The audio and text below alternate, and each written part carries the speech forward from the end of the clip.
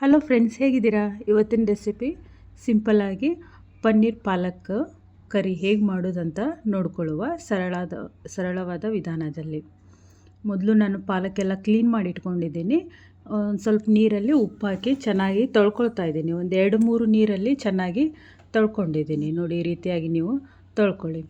ಮತ್ತು ಈಗ ಬಿಸಿ ನೀರಿಟ್ಟಿದ್ದೀನಿ. ನಾನು ಕುದಿಯುವಂಥ ನೀರಲ್ಲಿ ಪಾಲಕನ ಹಾಕಿದ್ದೀನಿ. ಹಾಗೆ ನಮಗೆ ಎಷ್ಟು ಖಾರ ಬೇಕಲ್ಲ ಅಷ್ಟು ಹಸಿಮೆಣಸಿನ್ಕಾಯಿ ಹಾಕ್ಕೊಂಡಿದ್ದೀನಿ.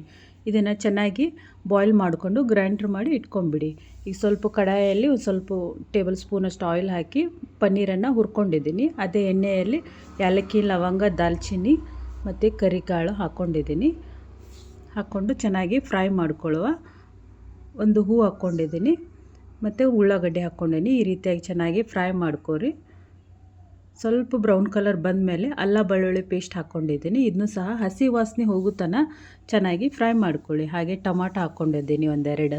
ಇದನ್ನು ಸಹ ಚೆನ್ನಾಗಿ ಬಾಯ್ಲ್ ಮಾಡ್ಕೊಳ್ಳಿ. ಸ್ಮ್ಯಾಶ್ ಆಗಬೇಕು, ಆ ರೀತಿಯಾಗಿ ಬಾಯ್ಲ್ ಮಾಡ್ಕೊಳ್ಳಿ. ಹಾಗೆ ರುಚಿಗೆ ತಕ್ಕಷ್ಟು ಉಪ್ಪು ಹಾಕ್ಕೊಂಡಿದ್ದೀನಿ. ಅರಿಶಿನ ಸ್ವಲ್ಪ ಹಾಕ್ಕೊಂಡಿದ್ದೀನಿ ಮತ್ತು ಸ್ವಲ್ಪ ಗರಂ ಮಸಾಲ ಹಾಕ್ಕೊಂಡಿದ್ದೀನಿ ಮತ್ತು ಸ್ವಲ್ಪ ಧನಿಯಾ ಪೌಡ್ರ್ ಹಾಕ್ಕೊಂಡಿದ್ದೀನಿ.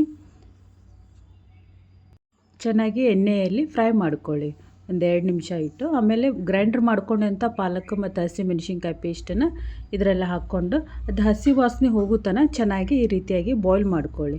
ಬಾಯ್ಲ್ ಆದಮೇಲೆ ಪನ್ನೀರ್ ಹಾಕ್ಕೊಳ್ಳಿ. ಹುರ್ಕೊಂಡಿರೋಂಥ ಪನ್ನೀರನ್ನು ನೋಡಿ, ಚೆನ್ನಾಗಿರ್ತದೆ. ಸಿಂಪಲ್ಲಾಗಿ ಈ ರೀತಿಯಾಗಿ ನಾವು ಮಾಡ್ಕೋಬೋದು. ಇದನ್ನ ರೊಟ್ಟಿ, ಚಪಾತಿ ಹಾಗೂ ರೈಸಲ್ಲೂ ಸಹ ತಿನ್ಬೋದು. ಸಿಂಪಲ್ಲಾಗಿದೆ. ಇದೇ ರೀತಿ ಹೆಚ್ಚಿನ ವೆರೈಟಿ ರೆಸಿಪಿ ನೋಡಲು ನನ್ನ ಚಾನಲನ್ನು ಲೈಕ್ ಮಾಡಿ, ಶೇರ್ ಮಾಡಿ, ಹಾಗೆ ಸಬ್ಸ್ಕ್ರೈಬ್ ಮಾಡಿಕೊಳ್ಳಿ. Thank you for watching.